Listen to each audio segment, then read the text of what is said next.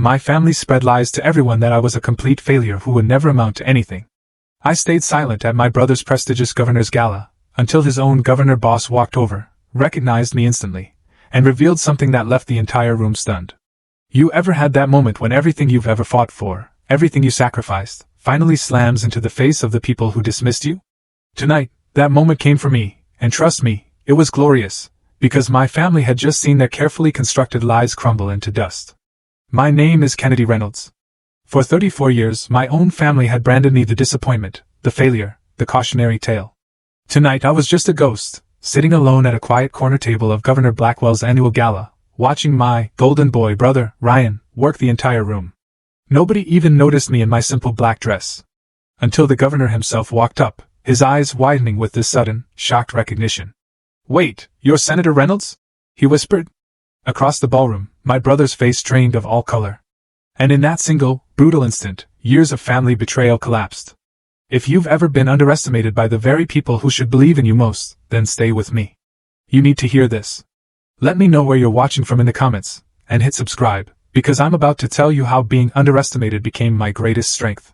Growing up as a Reynolds, it wasn't just a name in Boston, it was a brand. Our family name was etched into university buildings, plastered across society pages, and it unlocked doors that stayed firmly, painfully shut for everyone else. The Reynolds legacy? Built on banking, big business, and above all, maintaining appearances.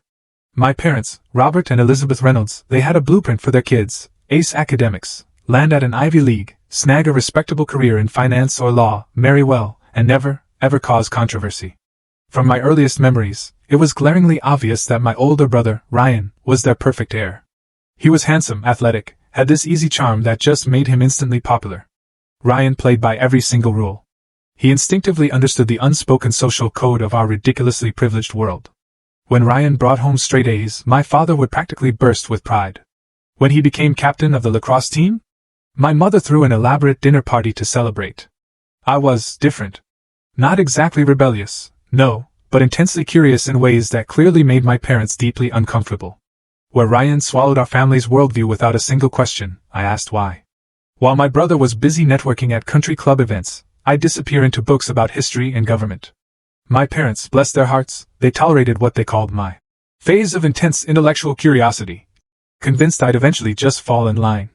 The first real crack in their perfect facade showed up during my sophomore year of high school. My English teacher assigned this project analyzing a contemporary political issue. Most kids pick something safe, you know? Not me. I chose this hugely controversial environmental policy that directly clashed with the interests of several companies tied into our family's investment portfolio.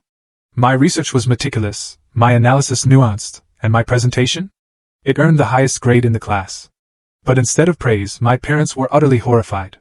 They found out about my project from another parent at some charity function. "Do you have any idea how this makes us look?" my father thundered that night, pacing our mahogany-paneled study. "The Harringtons were there, Kennedy.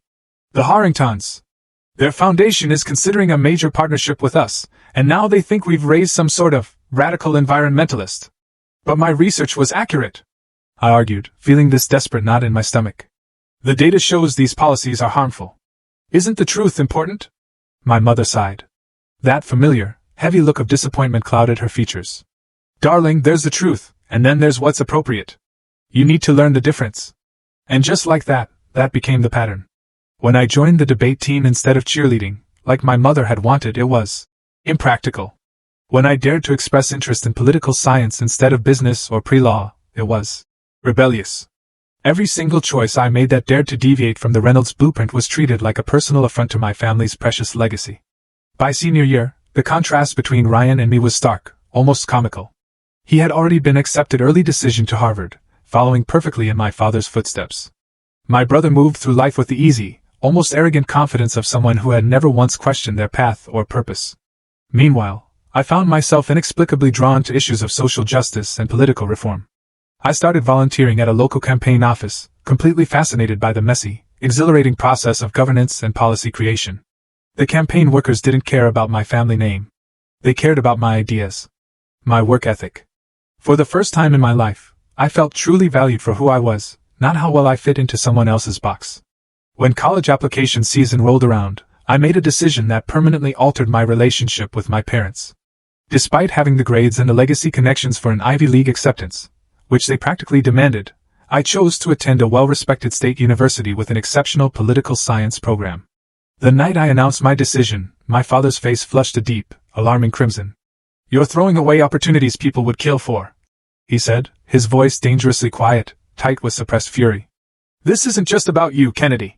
This is about generations of Reynolds before you who worked to secure your future." "I'm not throwing anything away," I replied, struggling to keep my voice from shaking. "I'm choosing a different path." "A path to nowhere," my mother interjected, her voice sharp. "Political science? What does that even lead to? Government work? Campaigning for lost causes?" What neither of them could possibly understand was that I had discovered something they had never, ever valued, a sense of purpose beyond simply accumulating wealth and social standing. In their eyes, I had committed the ultimate sin. I had looked at the perfectly prescribed life they laid out for me, and I decided it just wasn't enough. As Ryan packed for Harvard that fall, relatives and family friends showered him with congratulations and advice. For me? There were tight smiles and questions that felt like direct accusations. "Are you sure about this choice, Kennedy?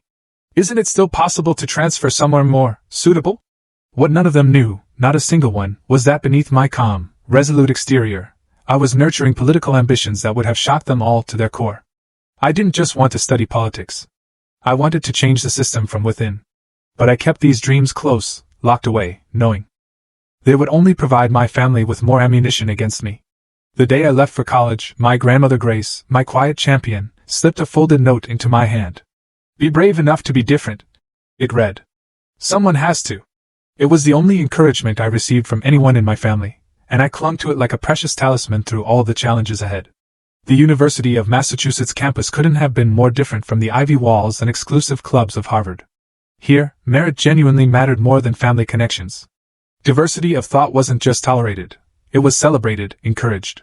For the very first time in my life, I felt truly free to explore ideas, to think, without the suffocating weight of familial judgment. During my first semester, I enrolled in a political theory course taught by Professor Diana Mitchell, a former legislative director who had actually left Washington, D.C. to shape the next generation of political thinkers. From the moment she called on me in that first class, challenging my analysis of a Supreme Court decision, I knew I had found a mentor who would push me to think more deeply than I ever had before. "You have a natural instinct for policy analysis," Professor Mitchell told me after class one day, her gaze sharp and intelligent. "But you need to learn to trust your voice. Your ideas matter, Miss Reynolds." Those words. So simple. Yet so profound. They were like water in a desert. No one in my family had ever suggested that my ideas mattered. They had only ever cared about how my ideas reflected on them. While I was immersing myself in political theory and constitutional law, Ryan was absolutely thriving at Harvard. My parents' social media accounts became endless photo albums of Ryan at business school events, Ryan networking with family connections, Ryan interning at prestigious financial firms. Our paths couldn't have diverged more dramatically. During my sophomore year, I joined a campus advocacy group focused on educational equity. We organized peacefully, researched thoroughly, and presented data-driven solutions to the university administration. When our efforts actually resulted in expanded scholarship opportunities for low-income students, I experienced a kind of fulfillment I had never known before. This wasn't abstract theory. This was creating tangible, real change in people's lives. My growing passion for advocacy made holiday breaks increasingly tense. What had once been subtle disapproval from my family had hardened into open dismissal of my interests and achievements. At Thanksgiving of my junior year, Ryan regaled the entire table with stories of his summer internship at a top investment bank. My father beamed with pride, asking detailed questions about Ryan's networking connections and mentors. "And what about you, Kennedy?" my Aunt Margaret asked during a lull in conversation, her tone far too innocent. "Are you still doing that political thing?" Before I could even answer, my father interjected. "Kennedy is still finding herself," he said with a dismissive wave of his hand, as if I were a lost child. "Hopefully, she'll get serious before graduation." I just stared at my plate, trying to swallow the lump in my throat, not just the food, but all the bitterness, all the hurt. "Actually," I said quietly, forcing the words out, "I've been offered a campaign position for Senator Warner this summer." The table fell silent. The kind of silence that screams. Until my mother forced a tight, brittle smile. "How interesting. Will it pay well?" "It's about the experience, not the money," I replied, my voice steady despite the tremor in my hands. My father scoffed. "Experience doesn't pay student loans, Kennedy. My scholarships cover most of my tuition." I reminded him, though he knew this well. Scholarships that could have gone to someone who actually needed them, if you had just accepted Harvard's legacy admission. My mother added, her tone making it clear this was an old, well-worn argument. Ryan, to his credit, actually attempted to change the subject, but the damage was already done. Once again, I was the family disappointment, stubbornly pursuing that political thing, instead of a proper career. Professor Mitchell became my refuge during these years. She recognized my growing interest in progressive politics and connected me with opportunities to learn campaign organizing firsthand. Under her guidance, I volunteered for local candidates, learning the unglamorous but absolutely essential aspects of political work, phone banking, data analysis, voter outreach. Politics isn't just about grand ideas, she told me, her eyes drilling into mine. It's about showing up, doing the unglamorous work, and building relationships with the people you want to serve. By senior year, I had built a remarkable resume of political experience, culminating in managing a successful city council campaign for a first-time candidate. When I was offered a full-time position with a nonprofit focused on voter education after graduation, I felt like my unconventional path was finally bearing fruit. My family? They saw it very differently. When I announced my post-graduation plans during Christmas break, my father's response was swift and brutal. "That's enough," he said, setting down his whiskey glass with a sharp, chilling click. "We've indulged this hobby of yours for 4 years, Kennedy. It's time to grow up and get a real job." "This is a real job," I insisted, my voice rising. "Important work that makes a difference." "A difference to whom?" my mother asked, her tone dripping with disdain. "Certainly not to your future, or to this family's reputation. We've been patient," my father continued, his voice cold, controlled. "We've allowed you to attend that school, pursue this interest, but there are limits to our patience. And our support." His meaning became crystal clear the next morning when he informed me that they would no longer provide any financial assistance after graduation. No help with an apartment. No family health insurance coverage. Nothing. "You're choosing this path," he said, his gaze like ice. "You can deal with the consequences." Ryan witnessed this entire conversation from the doorway. His expression was caught somewhere between fleeting sympathy and a palpable relief that he wasn't the target of my father's disappointment. In that moment, it hit me. My brother was as trapped in the family's expectations as I had ever been. He just happened to fit the mold they had created. I left Boston the day after Christmas, returning to campus early. That night, alone in my dorm room, I made a promise to myself. I would forge my own path, with or without my family's blessing. I would prove that success could be measured by impact, not just income. And someday, somehow, they would have to acknowledge that I had been right to follow my conscience. I had no idea then just how dramatic that vindication would truly be. My first apartment after college was a world away from the Reynolds family estate. A 5th-floor walk-up with unreliable heat and a shared bathroom down the hall. It was all I could possibly afford on my nonprofit salary. Each month was a brutal financial tightrope walk, juggling student loan payments, rent, groceries, and the professional wardrobe required for political work. Meanwhile, Ryan had graduated with honors and immediately stepped into a 6-figure position at a prestigious consulting firm. His Instagram was a curated parade of business-class flights, luxury apartments, and networking events with Boston's elite. My parents made absolutely sure everyone in their social circle knew about Ryan's meteoric rise. The voter education nonprofit where I worked was chronically underfunded, but it was vitally, passionately important. We developed educational materials about the electoral process, conducted registration drives in underserved communities, and worked tirelessly to increase civic participation among young voters. The hours were endless, the pay was minimal, but the work felt meaningful in ways I couldn't fully articulate to anyone who hadn't experienced it. Family gatherings became agonizing exercises in endurance. At my cousin's wedding, I overheard my mother explaining my career choice to a family friend, her voice dripping with condescension. "Kennedy is still in her idealistic phase, working for some voter thing. We're hoping she'll come to her senses soon." Thanksgiving that year brought matters to a breaking point. Ryan arrived with news of his latest promotion and a massive bonus. My parents were ecstatic, practically giddy, opening an expensive bottle of champagne to celebrate. When the conversation reluctantly turned to me, I shared that our voter education initiative had helped increase youth turnout by 12% in recent local elections. My father swirled his champagne, looking utterly unimpressed. "And how exactly does that translate to a career path, Kennedy?" "It's already my career," I replied, my voice steady, though my stomach churned. "We're making democracy more accessible." He set his glass down with a sigh, a sound of profound exasperation. "Let me be direct. You're 30 years old, living in what I can only imagine is a substandard apartment, making, what, 40,000 a year? With your education and connections, this is frankly a waste. The room fell silent. Even Ryan looked deeply uncomfortable. Robert, my mother murmured, though whether she was encouraging him to continue or stop wasn't clear. No, Elizabeth, it needs to be said. We've watched this experiment for years now, Kennedy. You had every advantage, every opportunity, and you've squandered them all on this hobby. Your brother is buying his first property while you can barely make rent. This isn't success by any measure. I stood up, my hands shaking uncontrollably. Success isn't measured only by money, Dad. In the real world, it absolutely is, he replied, dismissively waving his hand. I left the table, grabbing my coat, the urge to just scream building in my chest.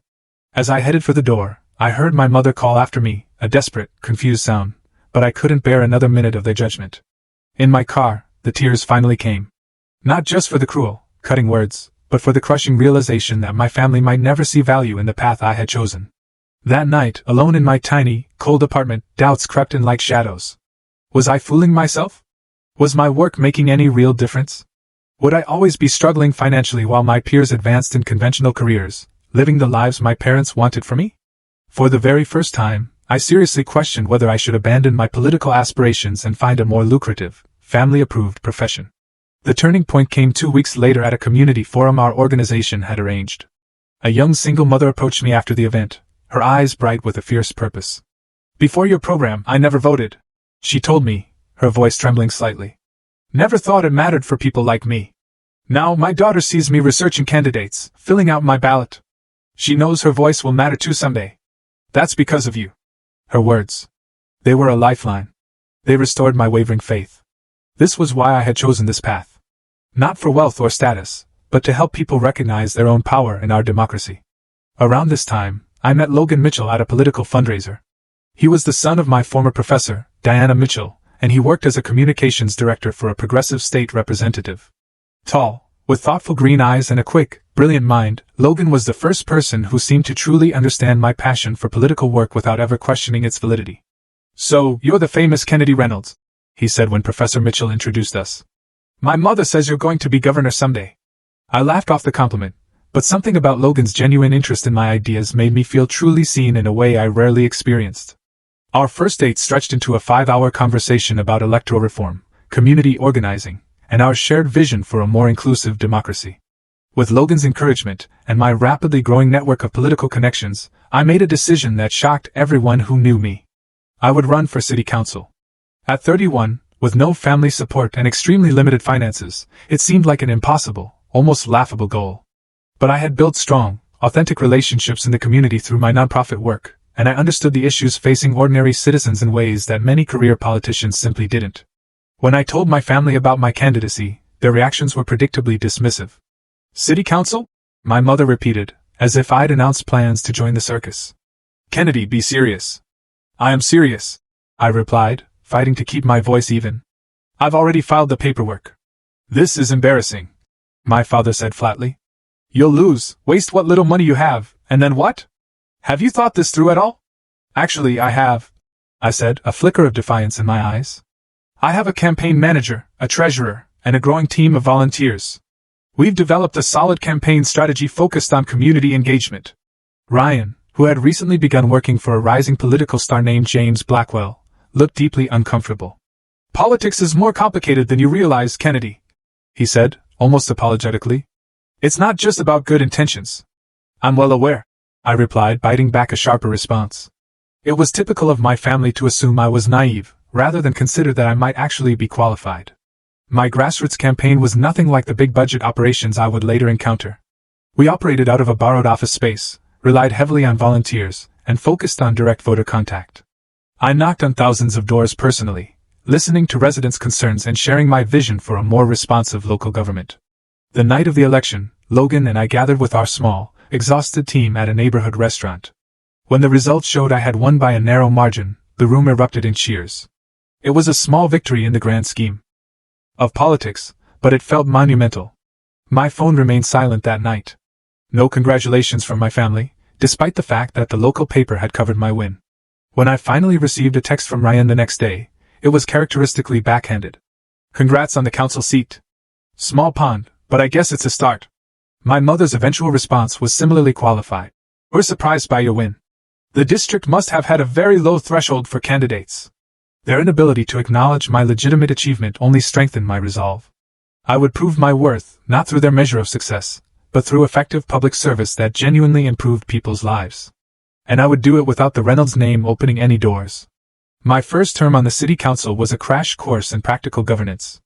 I quickly discovered that effective public service required far more than good intentions. It demanded strategic thinking, coalition building, and a thick skin. I threw myself into the work, focusing on initiatives to increase affordable housing, improve public transportation, and create more transparent city government. To my surprise, I found I had a natural talent for the detailed policy work that many elected officials avoided. I could digest complex reports, identify practical solutions, and build consensus among diverse stakeholders. My background in community organizing proved invaluable for connecting policy decisions to their real-world impacts on constituents. 6 months into my term, a local reporter wrote a profile highlighting my effectiveness in office, despite my youth and lack of traditional political connections. The article mentioned my family background only in passing, noting that I had forged a path independent from her prominent Boston family. The profile caught the attention of several state-level political operatives who began to see me as a rising talent worth watching.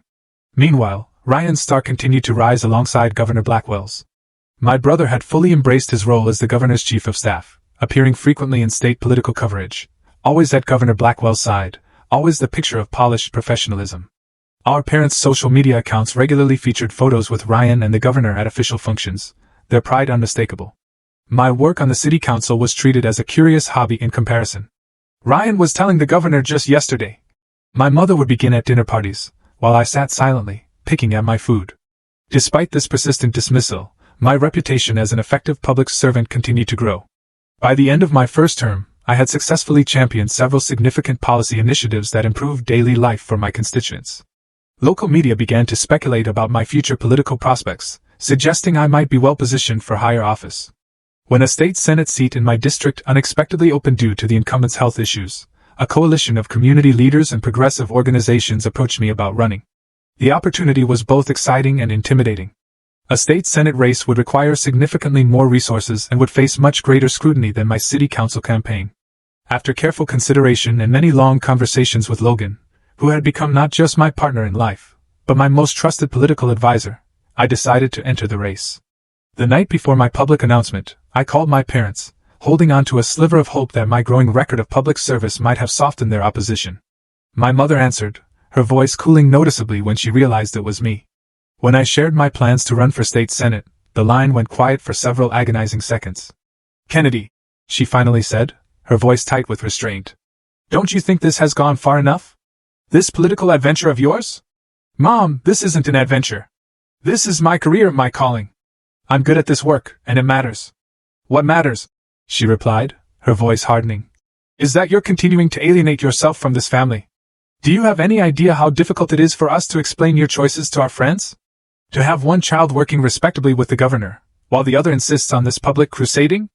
I'm not asking for your approval anymore," I said quietly, a profound weariness in my voice. "I'm 33 years old. I'm just letting you know out of courtesy. If you announce this campaign," she said, her voice like steel, "do not expect any support from us, financial or otherwise. You will be completely on your own. I've been on my own for years, Mom." Nothing new there. The line went silent again before she spoke with chilling finality. "I really thought you would outgrow this phase, Kennedy. Your father and I can't keep watching you throw your life away on these political fantasies. When you're ready to make sensible choices, we'll be here. Until then, perhaps it's best if we have some distance." The call ended without resolution, leaving me with the dawning, crushing realization that pursuing my political ambitions might mean permanently sacrificing my relationship with my family. It was a steep price, but I had come too far to turn back now. The state senate campaign was grueling. My opponents, ruthless, used my family's lack of support against me, slyly suggesting that even those who knew me best didn't trust my judgment. Anonymous quotes appeared in political coverage. "The Reynolds family has a long tradition of public service through business and philanthropy. Kennedy's approach is considered unconventional within the family." Through it all, Logan remained my absolute rock. After a particularly difficult campaign day, he surprised me by proposing in the quiet intimacy of our apartment. No grand gestures, just sincere words and a simple ring that represented our partnership of equals. "Whatever happens with this election," he said, looking deep into my eyes. "I want you to know that someone believes in you completely." Despite being outspent and facing established political opponents, my grassroots campaign resonated with voters who were tired of business-as-usual politics. On election night, when the results confirmed my victory, I allowed myself a moment of pure, unadulterated vindication. I had achieved this without family connections, without family money, without family support. At my swearing-in ceremony, I scanned the audience, knowing I wouldn't see my parents or Ryan, but still hoping against hope that something, anything, might have changed. The only familiar family face in the crowd belonged to my grandmother Grace, now using a walker but beaming with unmistakable pride. "I always knew you were meant for something extraordinary," she whispered when I embraced her after the ceremony. "Not in spite of your differences from the family, but because of them." Her presence was a balm, a warm comfort, but the aching absence of my parents and brother left a hollow space that even electoral victory couldn't fill. As I took my seat in the state Senate chambers for the first time, I wondered if any achievement would ever be enough to bridge the divide between the life my family had planned for me and the one I had chosen for myself. My first term in the state Senate proved transformative. Rather than grandstanding or pursuing headline-grabbing initiatives, I focused on the unglamorous but essential work of crafting sound legislation. I developed a reputation as someone who did her homework, asked insightful questions, and could work across partisan lines to achieve practical results. The local press began referring to me as the policy wonk with a purpose. Not the most exciting political brand, I'll admit, but one that earned respect from colleagues and constituents alike. I specialized in education policy, healthcare access, and government transparency, areas where my detailed approach could make tangible differences in people's lives. By my third year in office, I had successfully sponsored 17 bills that were signed into law, an unusual achievement for a first-term senator from the minority party. My effectiveness drew attention from national party leaders searching for talent to develop for higher office. Meanwhile, Ryan's star continued to rise alongside Governor Blackwell's. My brother had fully embraced his role as the governor's right hand, appearing frequently in state media as the administration's spokesperson. Our parents' social media accounts regularly featured photos with Ryan and the governor at official functions, their pride unmistakable. The divide between us had calcified into complete estrangement. I heard about family events only through occasional, carefully curated updates from my grandmother Grace, who maintained contact despite my parents' disapproval. According to Grace, my parents had developed a standard response when asked about me at social functions. "Kennedy is pursuing her own path." A phrase designed to sound supportive while conveying absolutely nothing. Logan and I had settled into a fulfilling life together. We married in a small, intimate ceremony attended by close friends and political allies, with my grandmother as the only family representative.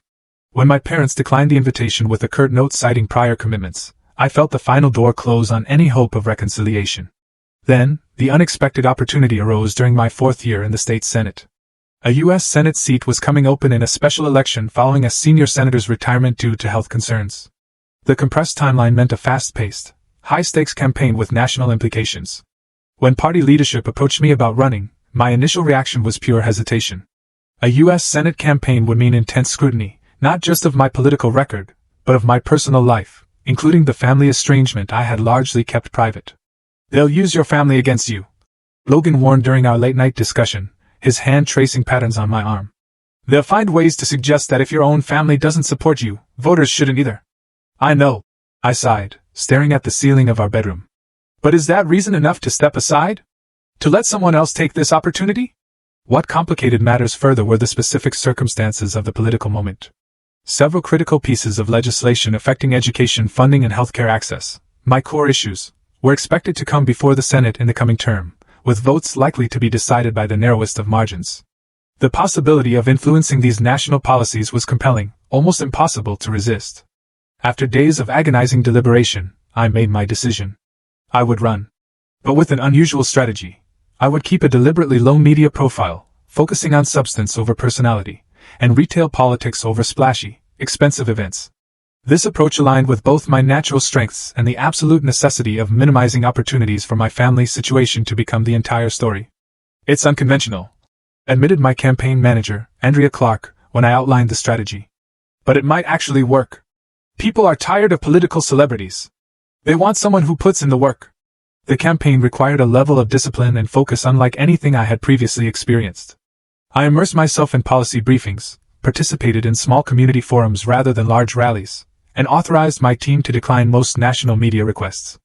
I appeared only in carefully selected local outlets where I could discuss substantive issues without being reduced to family drama. This approach utterly confused my opponents, who were accustomed to candidates eager for any media exposure. Their confusion turned to genuine concern when internal polling showed my message resonating surprisingly well with voters who were just plain tired of political theater.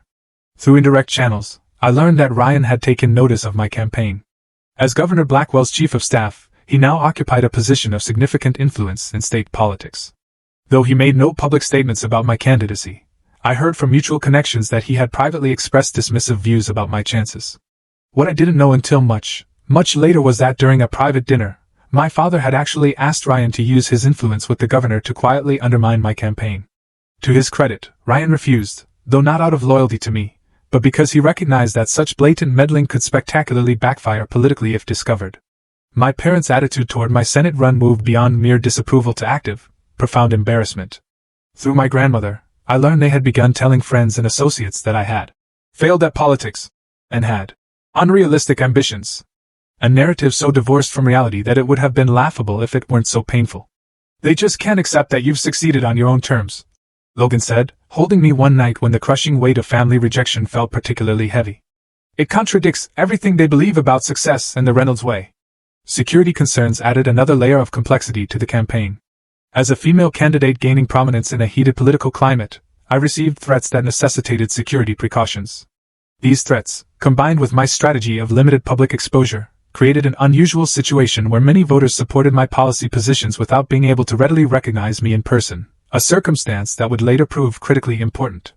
The final weeks of the campaign were a blur of 18-hour days, endless policy discussions, and the growing, exhilarating possibility that we might actually win.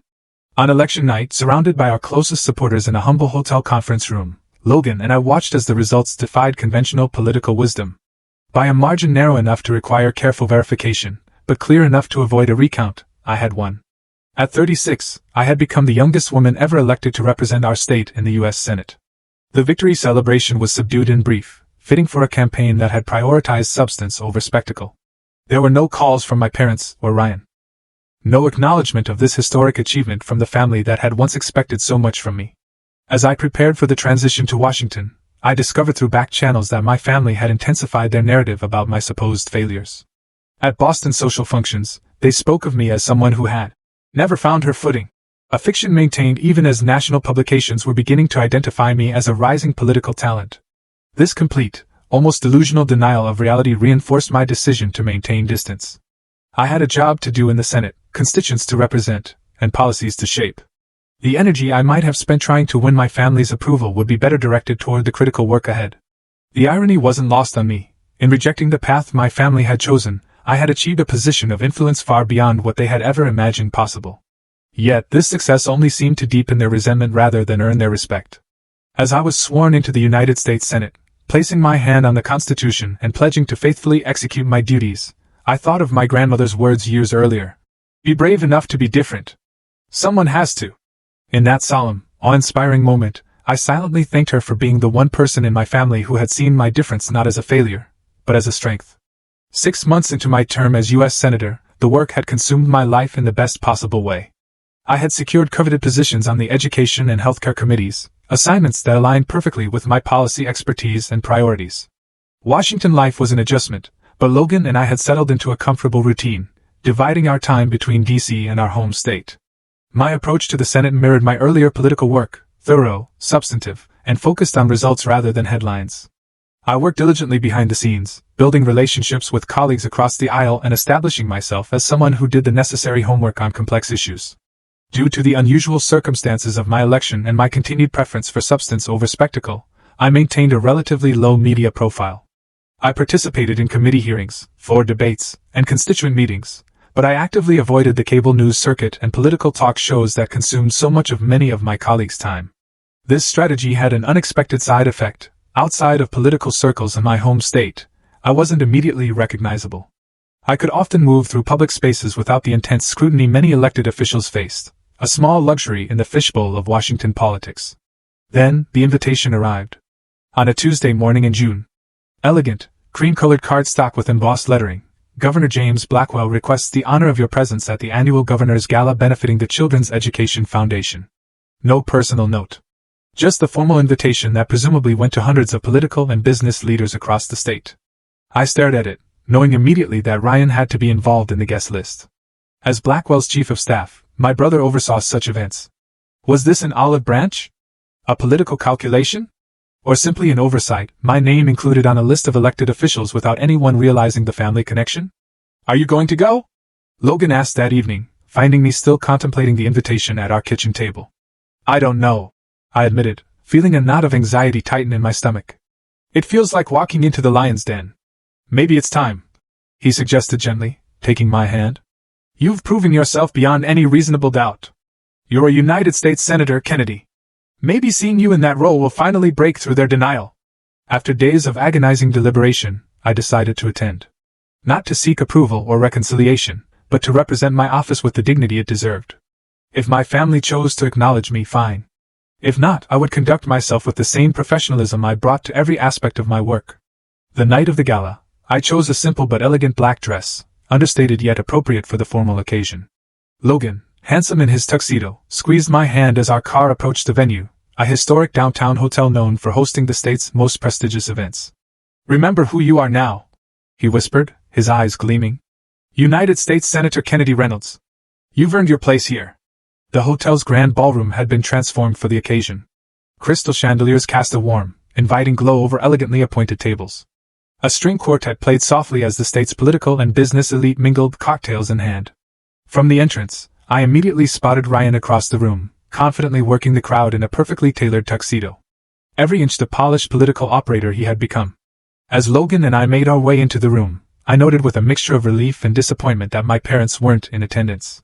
Perhaps they had heard I would be there and chosen to avoid the potential awkwardness. We were shown to a table near the back of the room, far from the governor's table where Ryan would undoubtedly be seated. The strategic placement wasn't lost on me, significant enough to acknowledge my office, but distant enough to minimize any family drama. Throughout the dinner service, I maintained my composure, engaging pleasantly with the other guests at our table, a university president, a hospital administrator and his wife, and a judge I had known from my state senate days. None of them mentioned my brother or questioned our separate seating, though I caught occasional curious glances between them. From across the room, I observed Ryan in his element, leaning in to whisper something to Governor Blackwell, laughing at appropriate moments. The perfect political lieutenant. He had not once looked in my direction, though he surely knew I was there.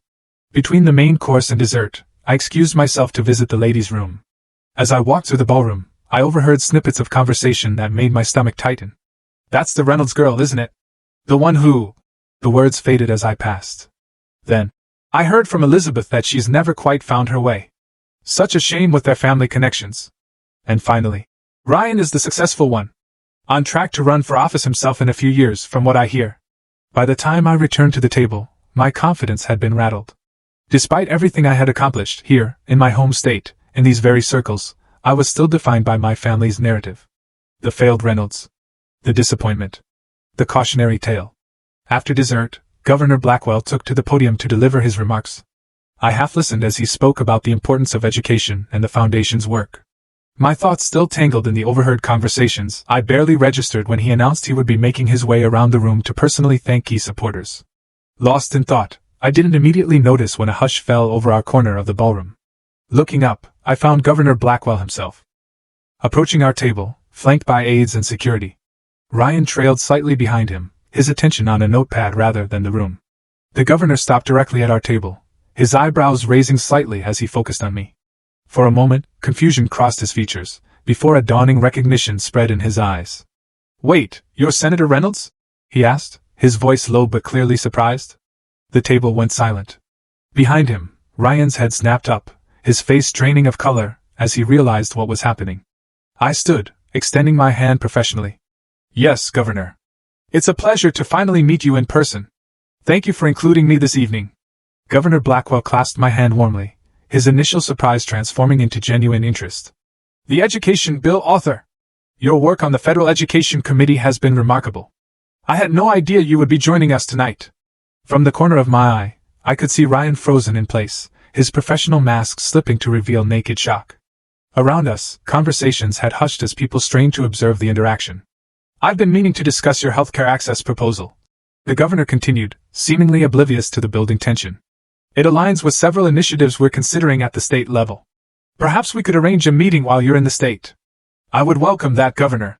I replied, maintaining my composure despite the growing whispers around us. It was then that Governor Blackwell glanced back at Ryan, who had finally approached, his face now composed though still notably pale. Ryan, why didn't you mention that Senator Reynolds would be attending tonight? We could have arranged a proper welcome. A flash of something, panic? Embarrassment, crossed my brother's face before he recovered. An oversight on my part, Governor.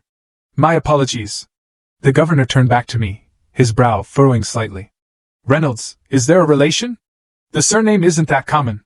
Before I could respond, Ryan stepped forward, the words tumbling out. Senator Reynolds is my sister, Governor. Governor Blackwell's surprise was evident. Your sister? I had no idea you had a sister in the Senate. He looked between us, clearly reassessing some internal narrative. Why haven't you ever mentioned this? The moment hung suspended, the nearby tables now openly watching the drama unfold. Ryan's entire career, built partially on our family connections and reputation, suddenly faced a complicated public revelation. Family and politics can be complex, Governor, Ryan offered weakly. Indeed they can, I interjected smoothly, saving him from further explanation. But ultimately, we all serve the public in our own ways. Governor Blackwell, a skilled politician himself, quickly recognized the undercurrents and pivoted. Well, this is a delightful discovery. We must have you both at the mansion soon. A family of public servants. Quite remarkable.